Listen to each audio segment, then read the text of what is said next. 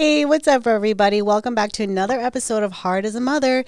And we're just two moms on a mission to try and create a safe space for other parents, or anybody really, to share the realness and the honesty of parenting. And I, of course, am your hostess with the mostest, Jizzy. And with me, as always, is my lovely, beautiful co-host, Harleen. Hey, everybody. I really love where you're like, my lovely. So I always have to look like I'm lovely, but whatever. Anyways, What do you want me to say? Nothing. It's good. I like it. Thank you. I don't know why. I'll say whatever you want, girl. Anyways, welcome back again, guys. So Christmas has come and gone.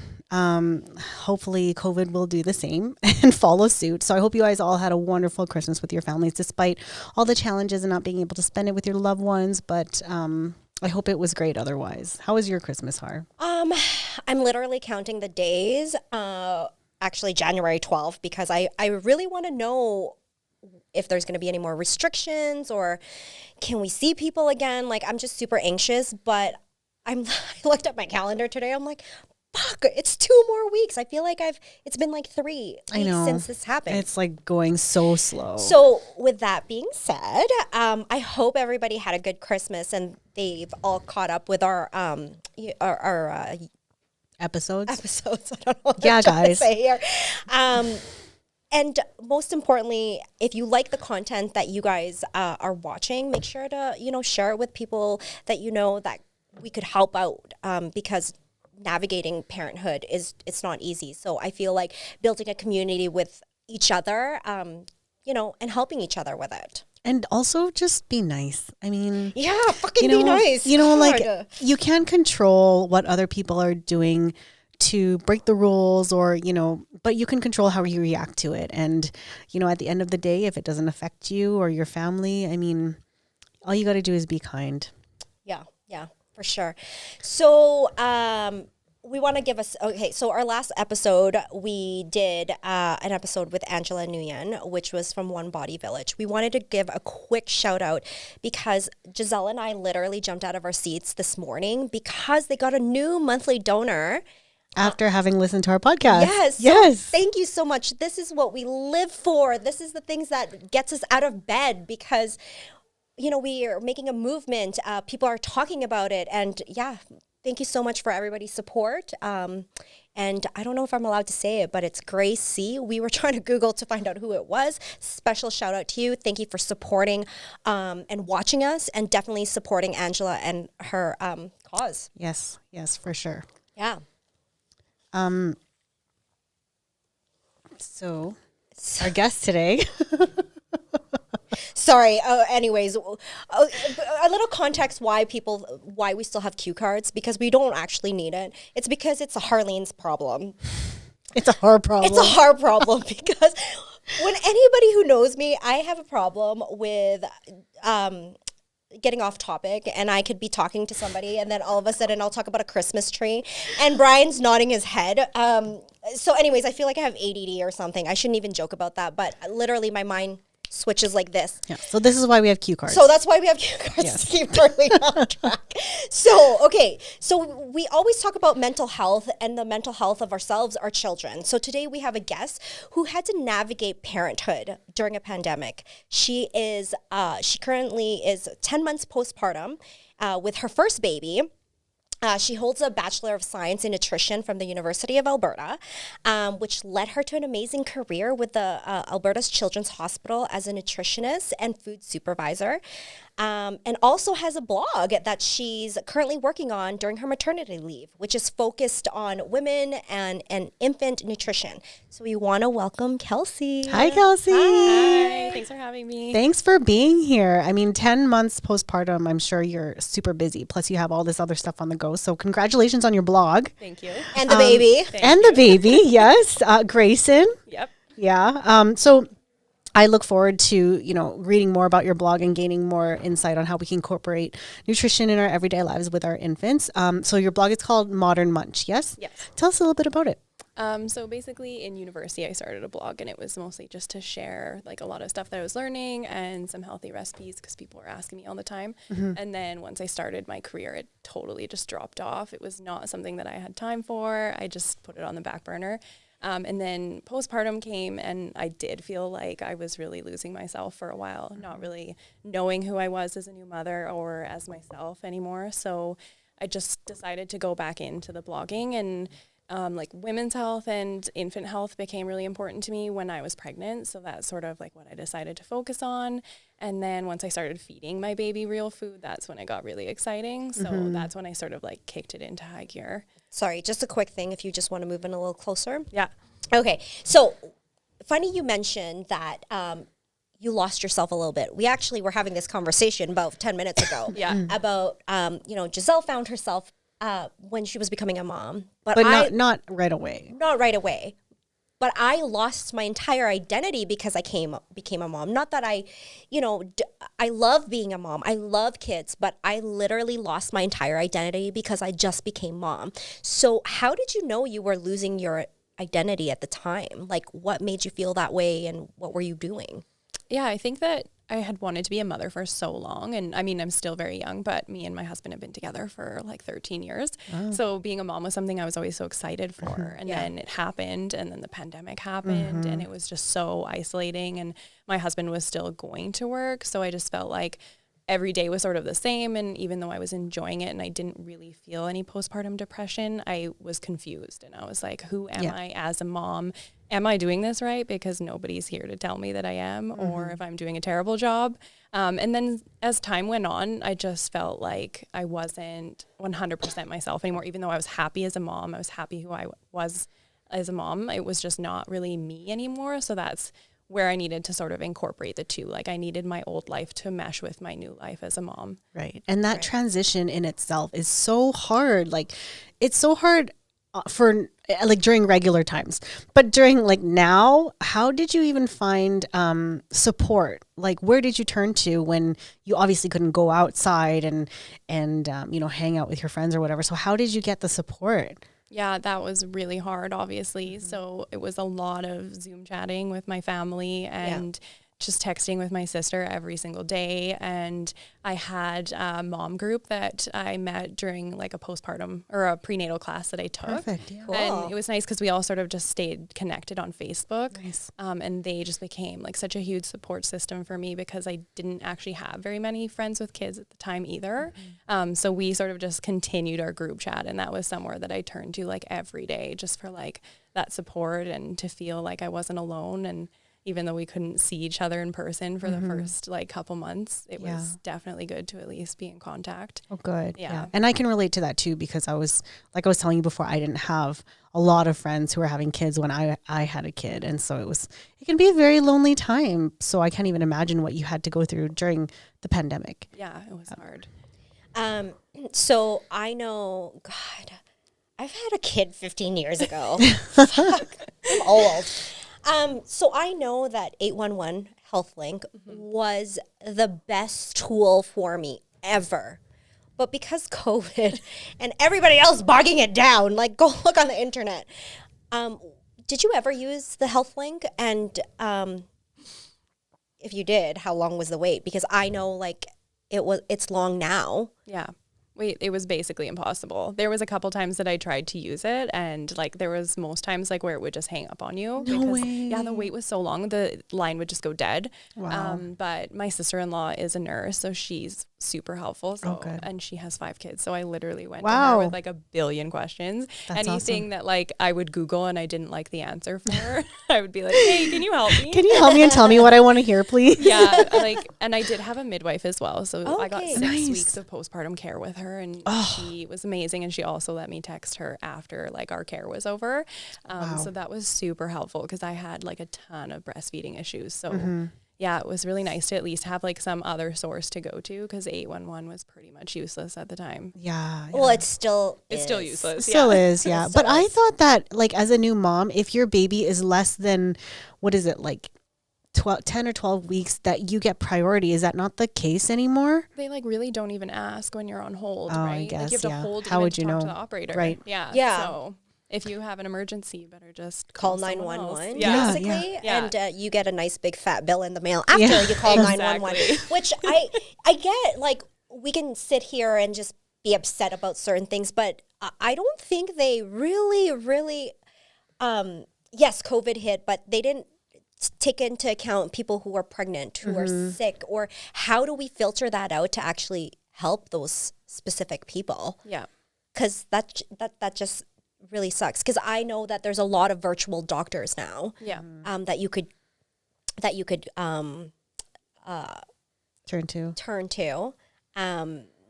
Is that something that you looked into? Was seeing maybe you could get a virtual doctor, and even going into your checkups? Yeah, that was really frustrating because I didn't expect any of this to happen. So I was expecting this like great postpartum care from my midwife. And we got 3 in-home visits before everything was like, no, you can't come in anymore. And then everything was over the phone. And like, it's so hard to explain to her what's happening with breastfeeding over the phone. Right. And like, even if you're trying to do Zoom or you're trying to do FaceTime, it's just not the You're same. like, hold on, here's my titty. Yeah, can you see my boob right now? Am I doing it right? My husband's like holding the phone and I'm trying to feed. And No, for real though, 'cause, like That's hard. in person, they're very hands-on. Like I just remember going to see a lactation consultant, and she grabbed my boob and she's like, "You have to do this." And at first, I was like, "Oh fuck, what are you doing?" But It's how else are helpful. they? Like I don't know what I'm doing. Yeah. Like no one teaches you how to breastfeed, so I guess it's a good thing. But yeah, I can't even imagine how tough that must have been over Zoom. Yeah. Trying to get trying to get any sort of answer, and then it gets to the point where you just stop asking. And then so I actually did have a medical emergency when I was 8 weeks postpartum. And I let it go for 8 hours, and I just assumed like it's just pain, it's just normal, it's probably what was it? I was just having like abdominal pain. I thought maybe it was just my uterus going back down, so I didn't reach out, and I didn't want to call 811. And to the point where I almost passed out. My husband was like, "You need to go to the hospital." And I was like, not in the middle of a pandemic. Yeah. But I had to, and it turned out I had appendicitis, and it Oh God. so close to rupturing. So I was like rushed into emergency surgery. But then again, with the pandemic, they didn't let my baby come in. They didn't let my husband come in. And I was like, I'm breastfeeding. So, And you're alone. and I'm alone for my first surgery ever. So that must have been so scary. Yeah, I was like, "Are you going to harvest my organs?" Like, there was literally nobody in the entire hospital. It was just me. But that's scary too, because it's like, well, obviously you went under. Yeah. Like I went under one time, and I usually don't act like this in front of my mom, but I was like, "Can you be there when I wake up?" Because it just made me feel better. And she's like, "Yeah, of course I will." But Yeah. like that's just something I wanted. I'd never gone under before. It's scary. It's scary, Yeah. especially when you watch fucking horror movies on it and just drive yourself crazy. But Yeah, right? And I was like, what's going to happen to me in that room? Nobody's here to advocate for me. Well, yeah. Going under is scary enough because I know that I went twice. One was cesarean. Like it was such a blur. You went under for a C-section? No, sorry, that was another. Oh. I had laparoscopic. I think it was after like I had Jaden. Jaden was like almost 3 months old, and I had severe heartburn throughout my entire pregnancy. It was so excruciating, like so bad. And then it started coming back again to the point that I couldn't breathe. So I got rushed to the hospital, and I had to go emergency surgery after that. And it was scary enough, and it wasn't during a pandemic. Yeah. And I was like crying, and I was like, I can't see my baby. I can't. And then after that, I couldn't even hold my baby because you weren't allowed to hold, and you can't hold anything more than 10 pounds. My child was 12. So it was like, I was kind of useless, and it just sucked being a new mom. And then you have to go through that, and you had appendicitis. Yeah. So now I have just a whole new respect for moms who have C-sections because I didn't. And after that surgery, it was the same. It was like, you're not supposed to be lifting your son for 10 days. I'm like, how am I supposed to feed him when my husband's going to work? And like, I can't carry him up and down the stairs. So that was hard and not really supposed to have any support. But because we could have a cohort at the time, I just told my mom, I was like, I need to move in. Oh yeah, if it's your mom, like why not? I can't It's even not like pick you're up my having a own party. baby. Yeah. You know what? I get that. Like, I understand why we have to do what we have to do our part, but people have certain circumstances, and I think, like, you know, people really shouldn't shame them. Like, for example, for you, I'm not gonna like shame you for it and be like, well, you're breaking the rules. It's like, well, your mom's not supposed to be know- there to help well, you during know the what? hardest part of your life. Well, you know what? Literally. I can't bend down and stick my titties in my kids' Right? How are you face supposed to feed because I them? can't carry them. You know what I Yeah. mean? It's like sometimes I just wish people would just walk into our shoes and just try to really, really, truly understand. It's just not as easy as you say it is. And I even say that even sometimes to Giselle or other moms, it's like, oh, I'll pass, I'll do this. And but I'll always say, I know it's easier said than done. You know, do what feels right for you. But here's like my advice: take it or leave it, and I'm gonna respect it because, you know, because we all go through certain things in our bodies, and our kids are different people. Yeah, you know what I mean. So, your relationship then with your partner, because you guys basically only had each other during this thing, and you're, you know, obviously when you have a baby together, you're a team. But now in this case, you couldn't really turn to anybody. He couldn't really turn to anybody, but he said he was still going to work. So how has the pandemic kind of, like, has it brought problems for you guys? Like, did your relationship change, and how did you deal with it? I think that was frustrating that my son was born right in the middle, I guess right at the beginning, that we had to sort of figure out who we were as new parents, right, and figure out our new relationship as husband and wife, and then deal with all the stress of the pandemic. So it was really hard, and there was a lot of uncertainty even with him. Like, is he going to keep his job? Like, at least for me, I know mine's secure until I go back. But with him, it was like, is he still going to have a job in 3 weeks? Like, what is going to happen to us financially? Like, I'm already on EI. Like, it was scary. So it put a lot of unnecessary stress on top of like an already stressful situation. So, I mean, we're doing good, but it was definitely not easy. So do you have tips then for other parents who are going through the same thing where, you know, they have to transition from being just a couple to being a couple and a kid? Like, are there any special things you guys do? Like, do you guys set aside special time for you where you get like your mom to come and take care of the baby or whatever? Like, is there stuff you guys do to kind of just get through it together? Yeah, I think just making sure like you still have to remember that you're a team and you're still husband and wife, and you have to put that effort in to appreciate each other. A lot of times it just becomes all about the baby, and it was like so important for us to stop and remember like, no, we're married. Our relationship is separate from the one with our son, and we need to take time and appreciate it. So once we were sort of allowed to start going out again and the restaurants opened up, my mom started watching Grayson for us like once a week, and we would go out and have like our date night. And I think it was really important. Like, you just need to remember that like you still have a relationship outside of your baby. Totally. You have to put effort into it or it gets really lost. Right. So I know that you're a nutrition specialist. How can women prepare during their pregnancy and after postpartum when it comes to their nutrition?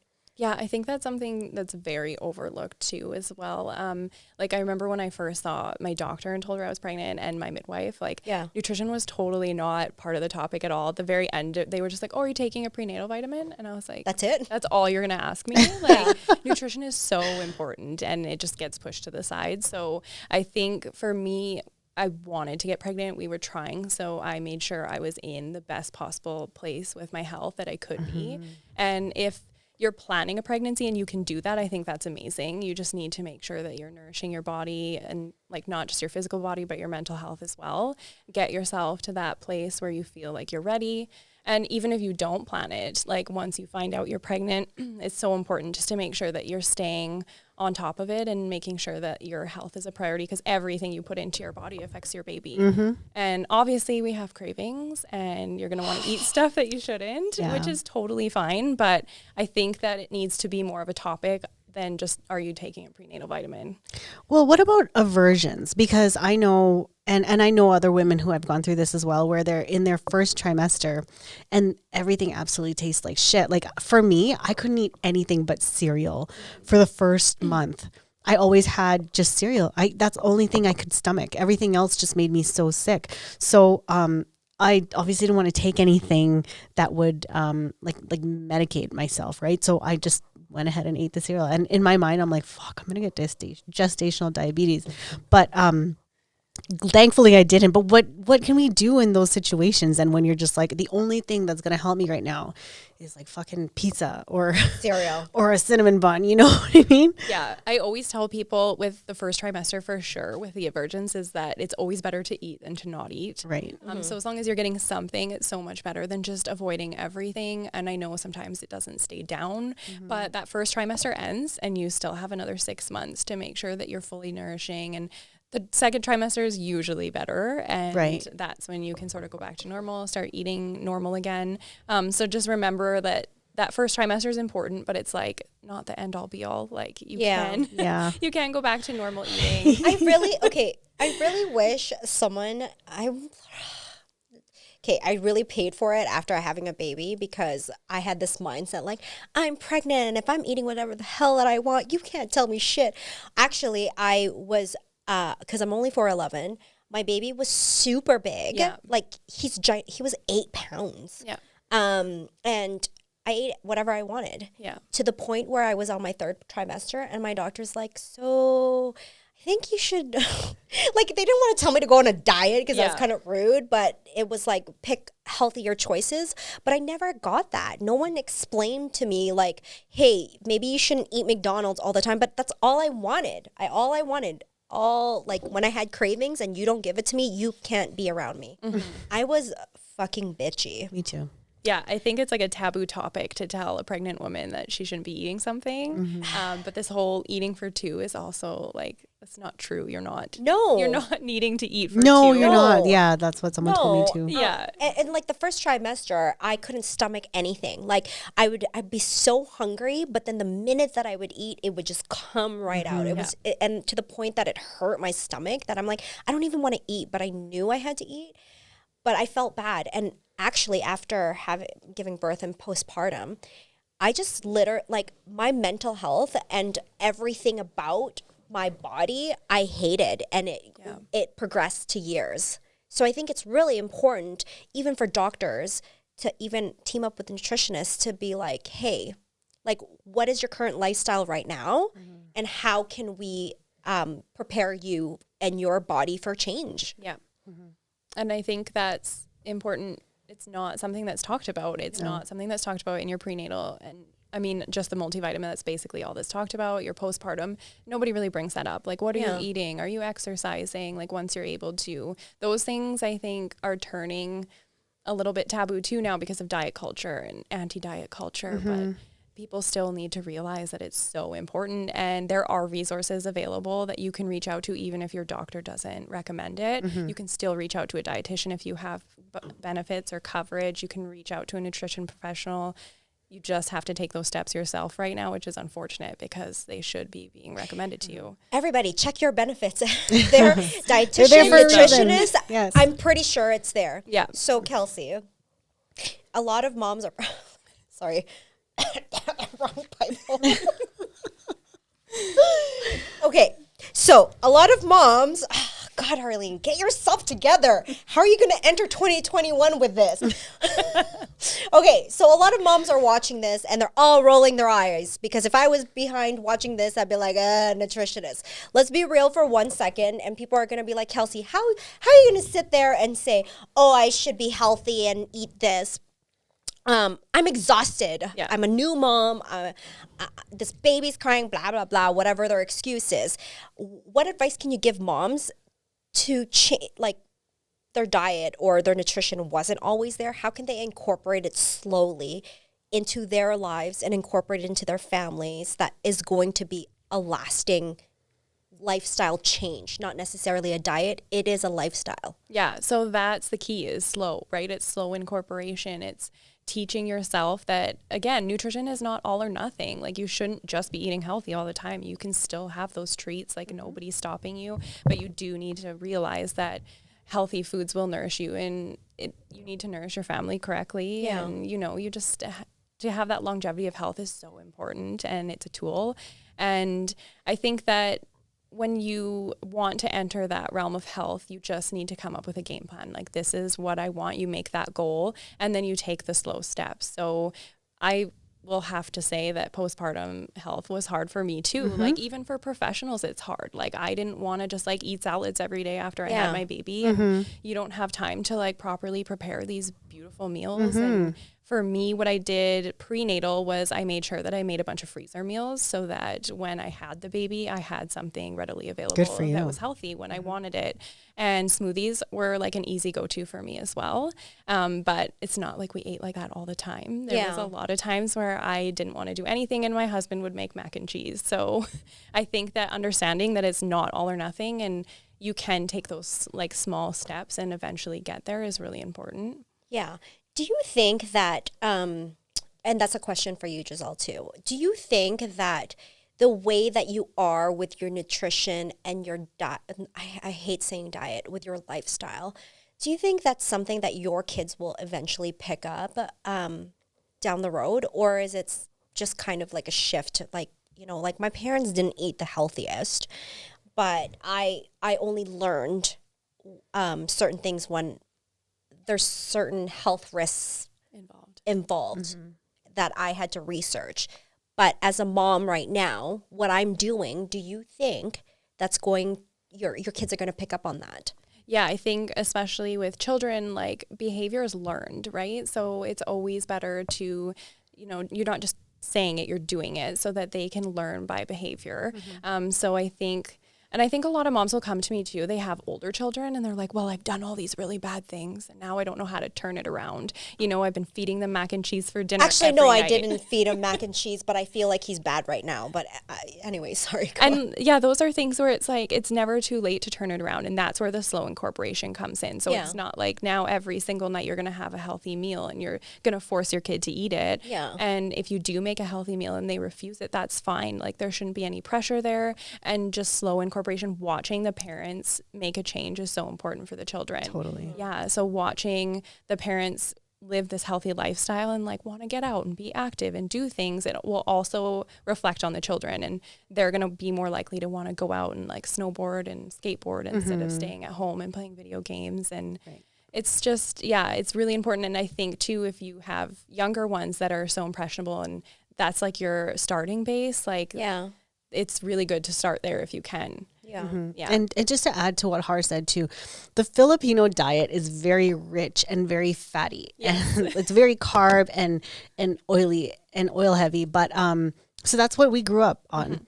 And you know, I always love going back to the Philippines because that's all they ever cook. And it's just so good, right? Food is so good. It is so good. But now it's like, it's weird because like I love Filipino food, but my daughter has a hard time eating it. She loves rice, but she hates meat, which is weird. But whenever she's at like my parents or her like my partner's parents or whatever, she's eating like McDonald's and stuff like that, which is fine because when she comes home, she'll be like, Mo, can I have some cucumbers or whatever, which is fine. But I guess what I'm asking is like, how do you make it so that you can explain to little ones about the balance that comes with it? Like, I don't want to tell her, no, McDonald's is bad for you, don't eat it, right? I don't want to restrict her from anything because then that's when they become obsessed with wanting it. Yeah. Right? Like I learned that with candy.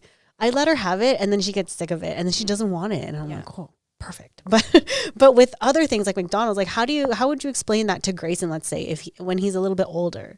Yeah, so I think with Filipino culture, so my husband's actually Filipino. Oh, no way. Yeah, so do we know him? Do we know him? I'm going to ask Katrina. I don't know. That's such a Filipino thing to say. It's like, right? What's his last name? What's his last name? Maybe I know his brother or sister, mom. That's like whenever I would meet one of my dad's friends, like, oh, you're Filipino? What's your dad's name? Yeah, I know your dad. I know. Yeah.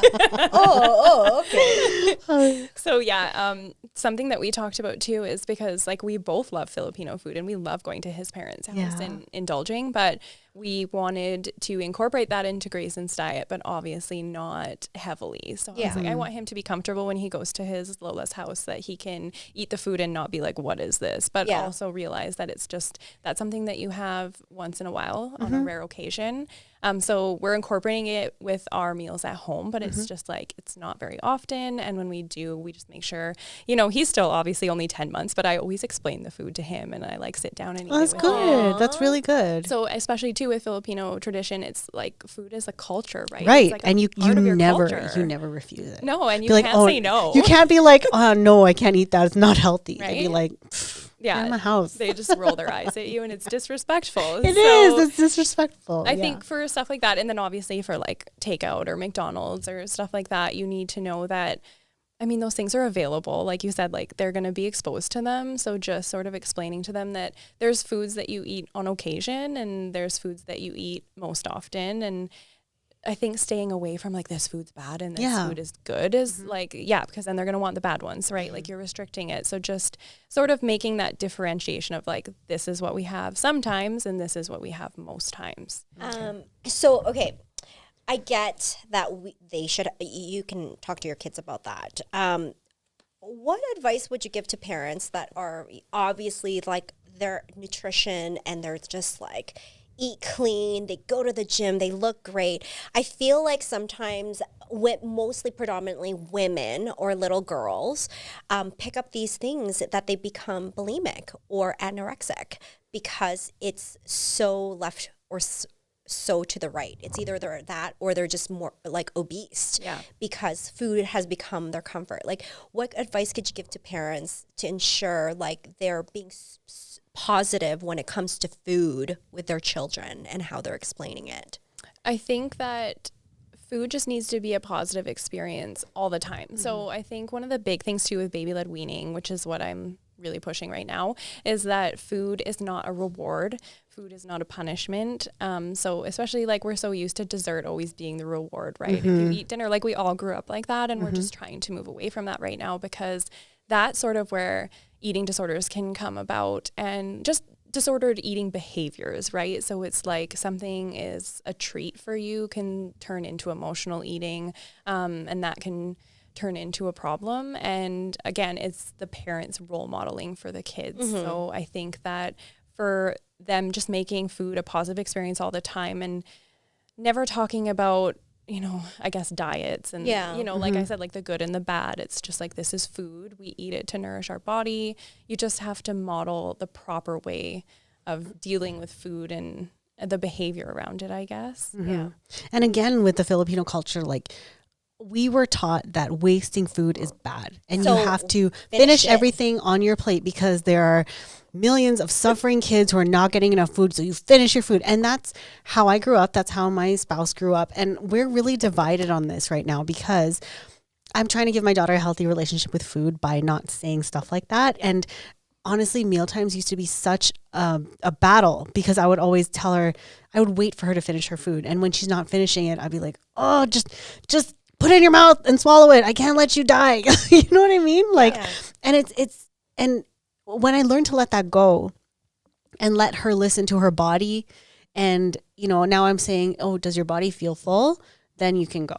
But then my spouse would be like, no.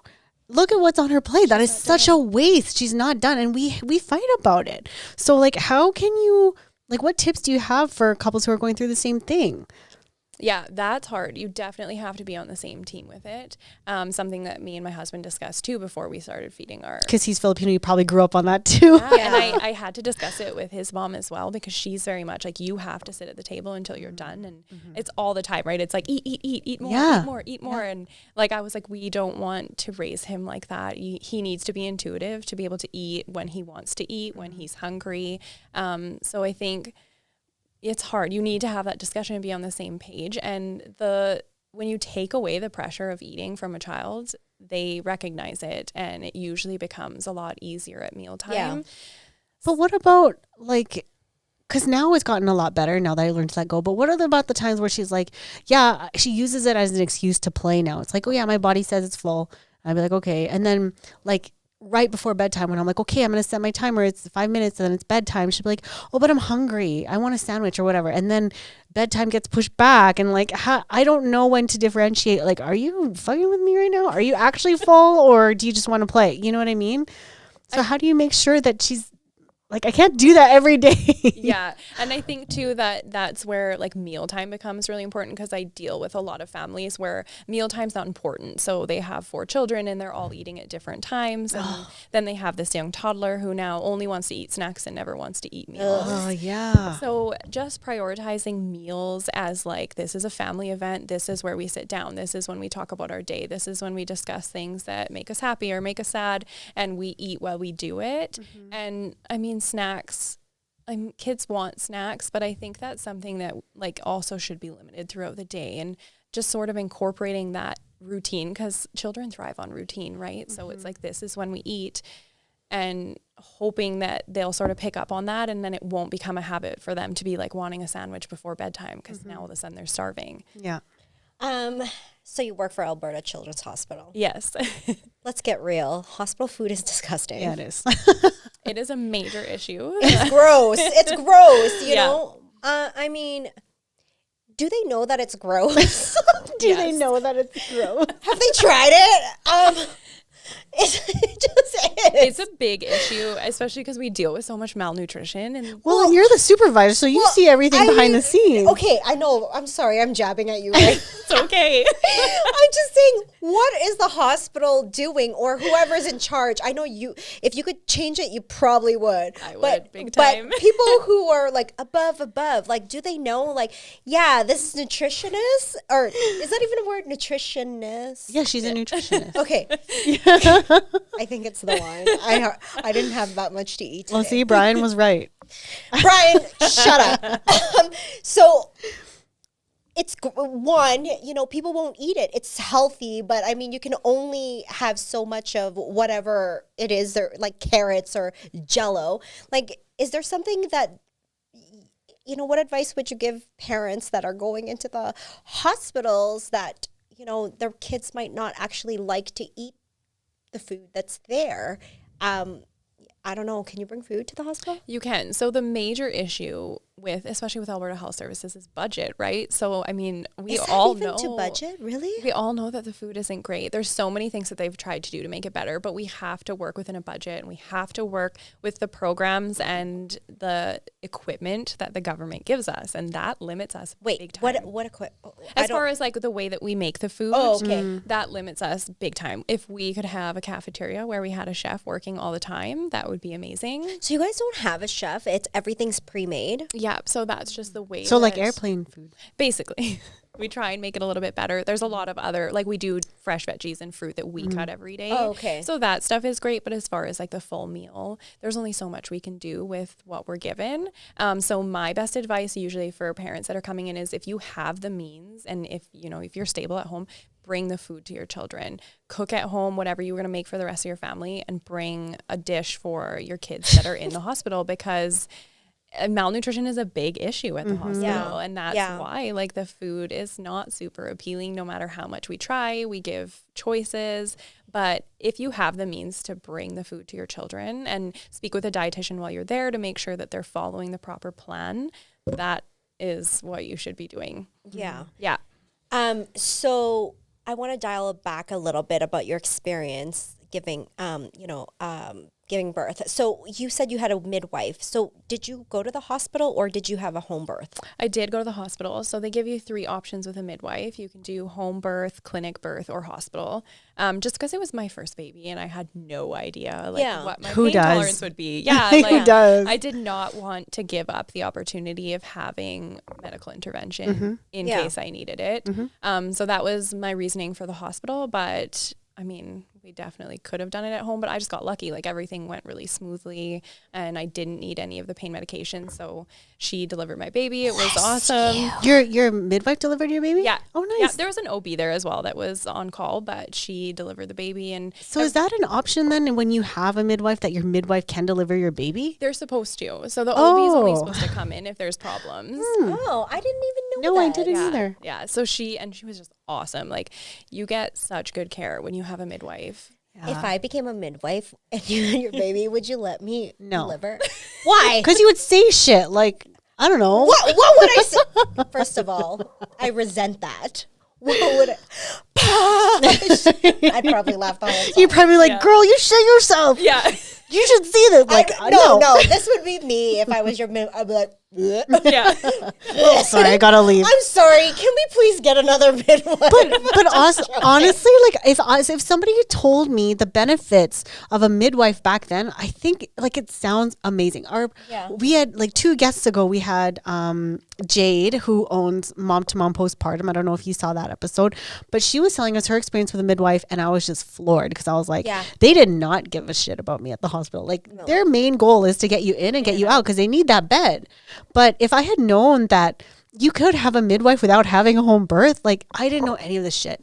And those prenatal classes, they didn't tell me any of that either. Like they tell you what to expect when you're giving birth, but they don't give you all the extra information, I find. But those classes are very useful. I would have paid for another one, but midwives sound awesome. Yeah, they're amazing.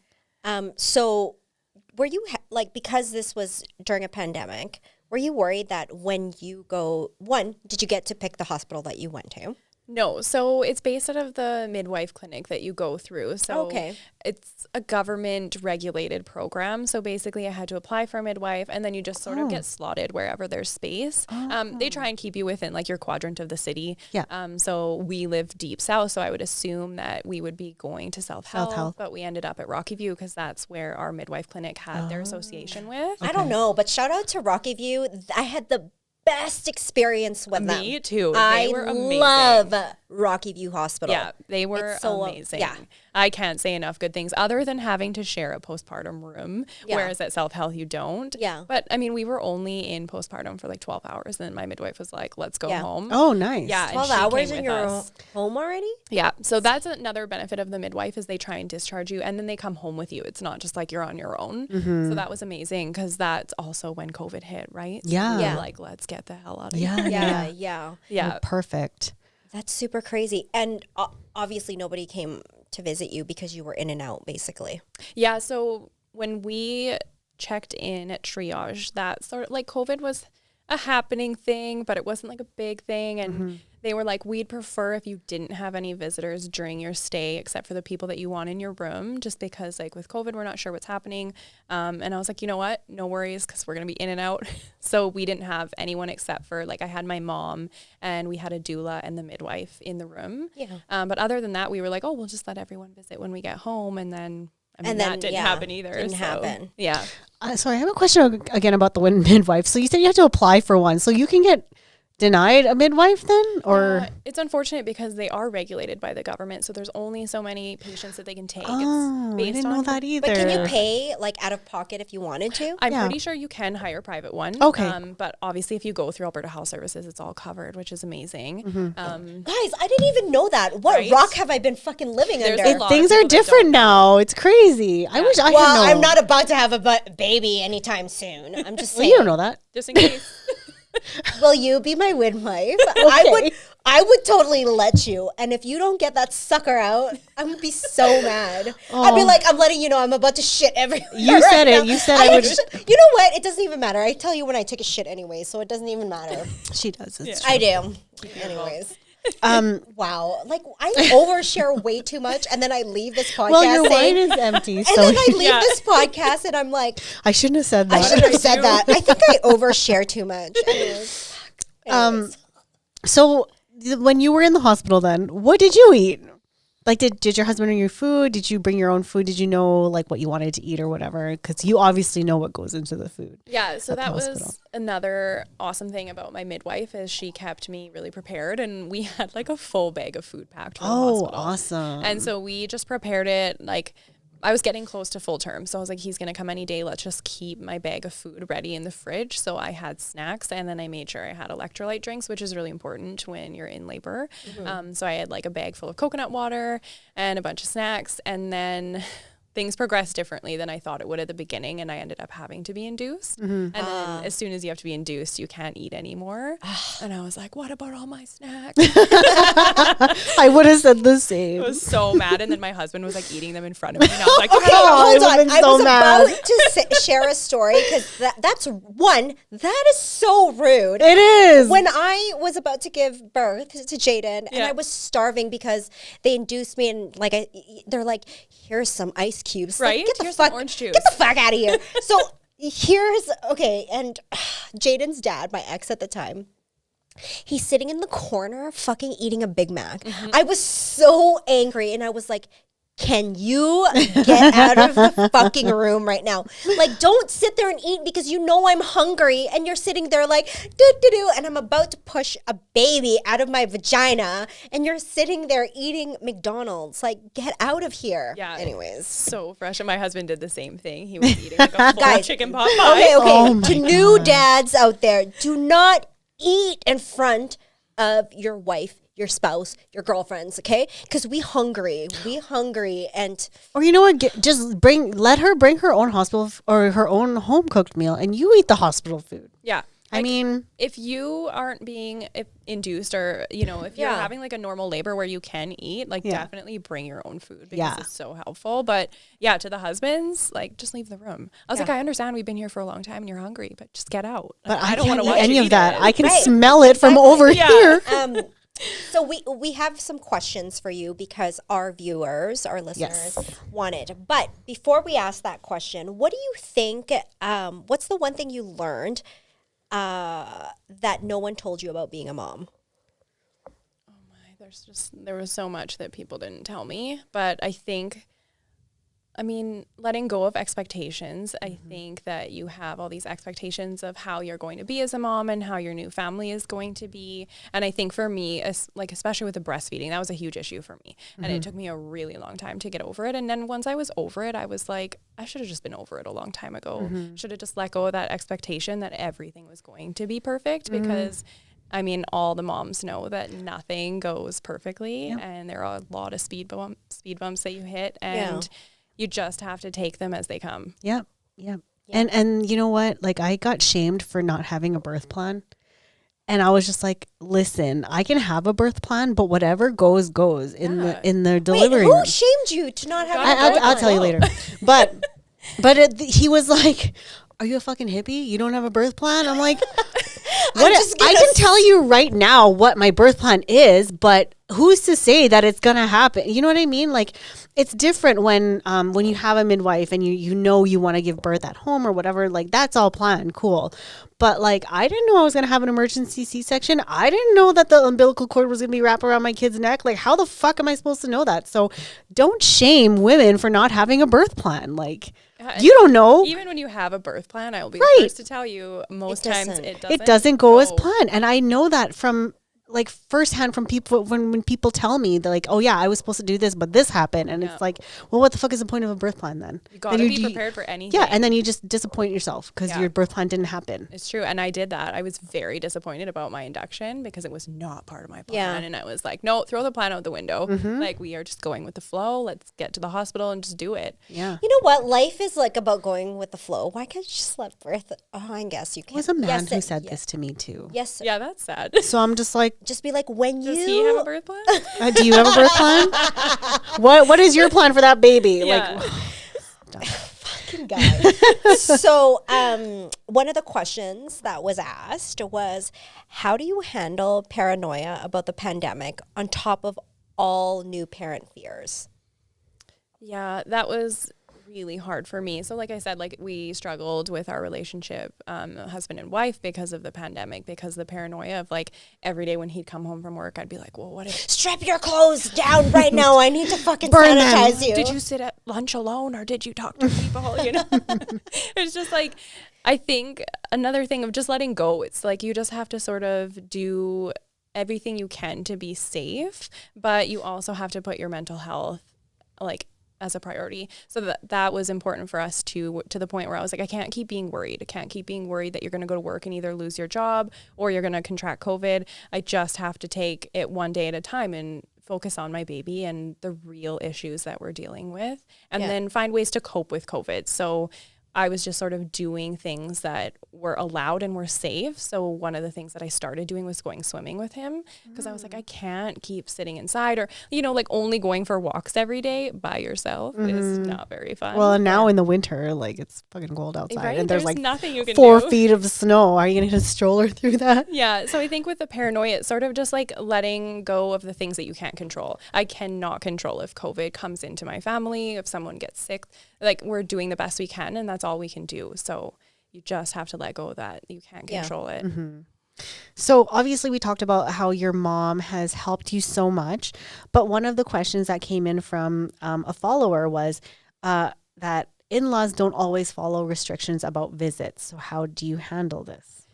I think, yeah, so setting healthy boundaries, that's something that we had to do with a lot of the family at the very beginning, which was really hard because my mom needed to be there for me, especially after that like surgery that I had, and we weren't really allowing my husband's family to be around. Yeah.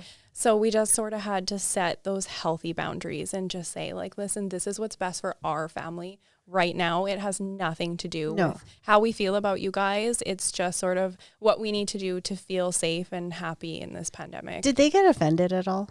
I think my husband's family was really good about it. I mean, they weren't happy, but we also did things to make them feel included. So we did FaceTime every single night with them and just made sure that they were sort of getting to know Grayson from a distance, because it was like, we're not just going to completely shut them out. Right. Yeah. So we did everything we could. And then once it got nicer out, which obviously isn't now, but we started going for like distance walks with them. So yeah, I think just set those healthy boundaries and then incorporate them how you can.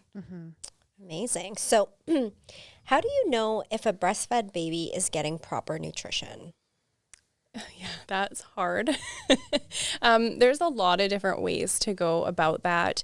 Most of the time you would just follow if the baby's gaining enough weight, if they're staying on their curve. So every baby, you know, there's a healthy growth chart curve, but you need to watch the curve of what your baby specifically is following, and that's sort of what your doctor or your midwife should be doing, because with breastfeeding you never know how much they're getting.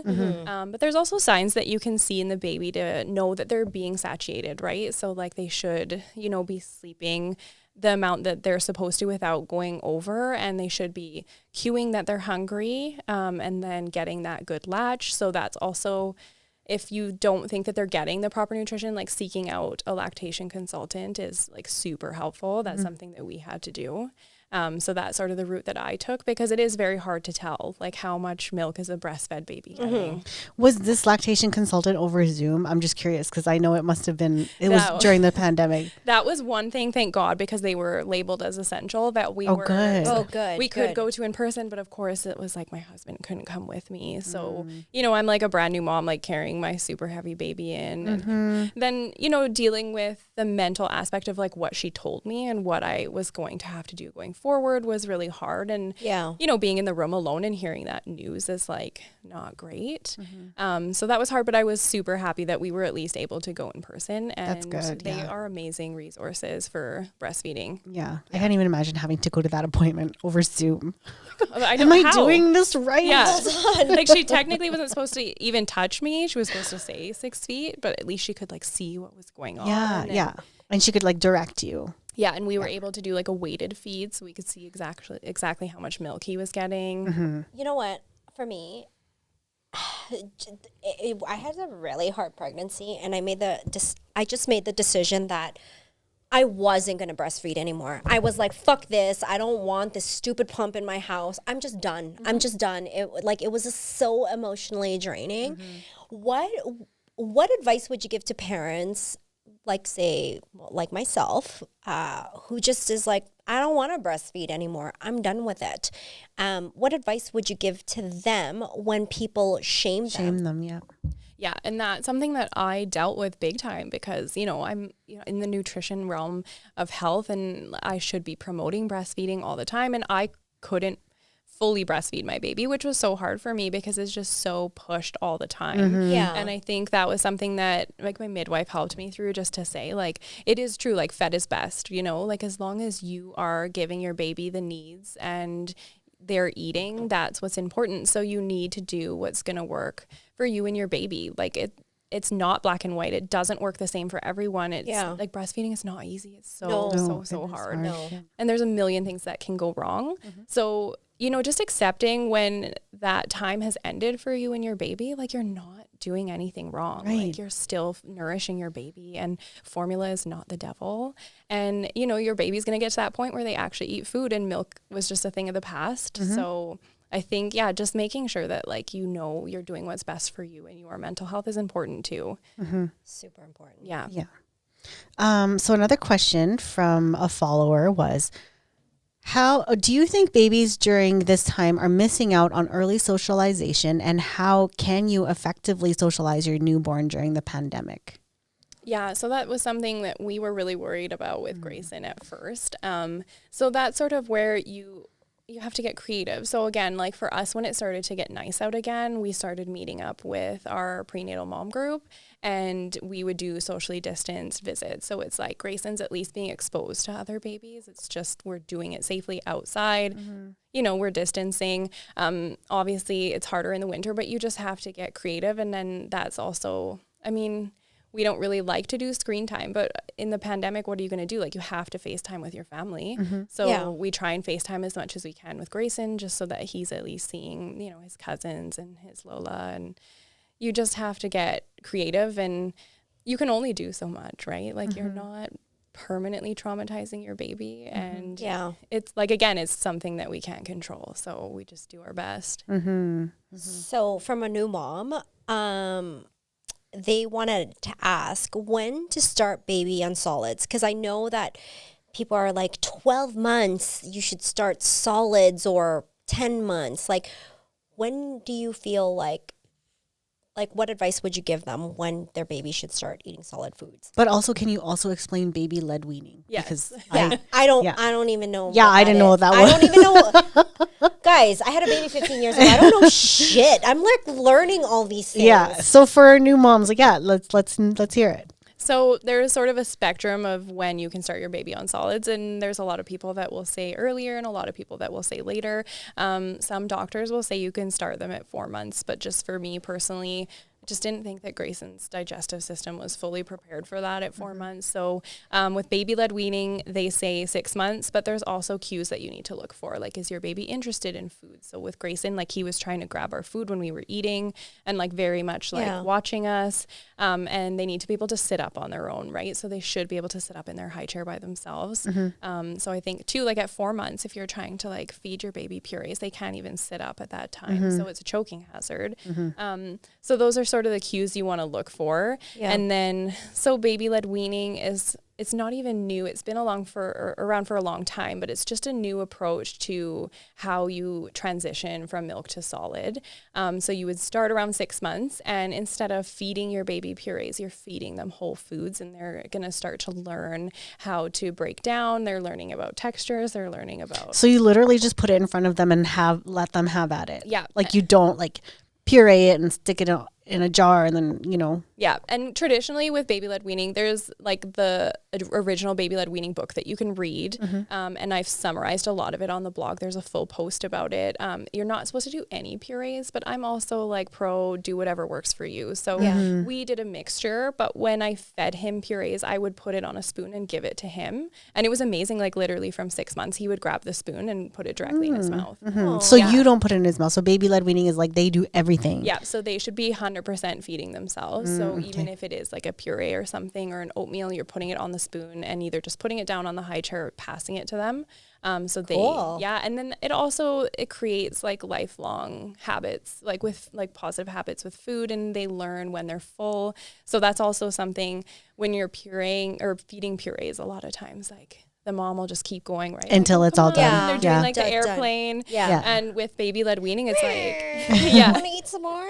you know when the baby's done. Yeah. Like, they're done. That's They'll it. just stop. Yeah. And there's no force feeding, or they'll start playing with it, which is totally okay too. Yeah. They start learning about food. So I do have a full post up on the blog about baby-led weaning and how to start incorporating it, because you can always transition to, like, some moms come to me and they're like, my baby's 8 months and I've only been doing purees. Can I do baby-led weaning? And it's like, yeah, of course. Like, you can switch at any point. And as long as you're giving appropriate foods in appropriate sizes, the choking risk is very, very low, because that's also something that people worry about. That was my next question. Yeah. Yeah. So choking is like the biggest concern with baby-led weaning. But studies have shown that there's actually no higher risk with baby-led weaning than there is purees, as long as you're offering the right foods in the right sizes, you know. Like age appropriate. Yeah, and cooked properly. So that's something that you're going to want to search out. And I have like tons of resources on my blog as far as like sizes and foods and how you should cook them. Nice. Nice. So we are almost out of time, Kelsey. Thank you so much. One, I have two questions for you before we go. One is, where can we see your blog? Okay, so you can go on Instagram and there's a direct link to my blog. Otherwise, it's just modernmunch.com. And two, how often can we see that drop, your blog? How often do I post? Yeah, your post. Instagram, I'm definitely a lot more active on. I share so many resources on Instagram. So if you're on Instagram, you want to follow me there. But as far as posting on the blog, I try and do at least once a week. Obviously, it takes a lot more. Yeah, I know. I kind of put you on the spot. Yeah. You're just like, maybe it's a week and a day, okay? Like, I'm just trying to figure this out. But there's a lot of resources on the blog already for baby-led weaning. So if that's something that you're looking into, like... Well, definitely our viewers are interested because they asked a lot of questions. Yeah, so many questions. We didn't even get through all of them. No, we really didn't. Super sorry. But if you do have those questions, please slide them right into Kelsey's DM. Yeah, I'm sure she'll be happy to help you. Yeah. The second question, Kelsey, before Your third question. You're was so that drunk. the third? Fuck, I need to stop fucking drinking. So the question before we go is, what do you think you learned about yourself after becoming a mom? I think, immediately after birth, I learned that like I can do anything that I put my mind to. And again, with the birth plan, I did sort of have this strict plan of like, I want to try and do this naturally. And I want to do everything I can to like put myself through the process. And I know I can do it because birth for me was very, very scary. And so I think immediately after birth, I just realized that like I can do anything I put my mind to. Anything is possible. And that's sort of what led me back to the blog and just sort of pushing myself to like reach those goals that I probably wouldn't have if I wouldn't have become a mom. Yeah, that's such a good answer. And honestly, I've learned so much today. Like next pregnancy, midwife, and baby-led weaning. Like that's two things that I never knew about before. Right. And obviously, I don't have a toddler. I have a teenager, which I probably will take offline to ask you certain questions. But thank you so much, Kelsey. Again, we really super appreciate you. I mean, your baby's like 10 months old and you're coming into the studio and taking some time. We truly appreciate it. And I know that our viewers wanted to hear from a mom who was navigating through a pandemic with a toddler. Yeah. Or first time being a mom. It's not easy. Yeah. So thank you again. Thank you, Har. We're going to drop all of Kelsey's links on our episode notes. So, but in the meantime, check her out. It's at Modern Munch on IG. So as usual, wash your hands, wear your masks, and love yourself even on the hardest days. Bye, guys. Bye, guys.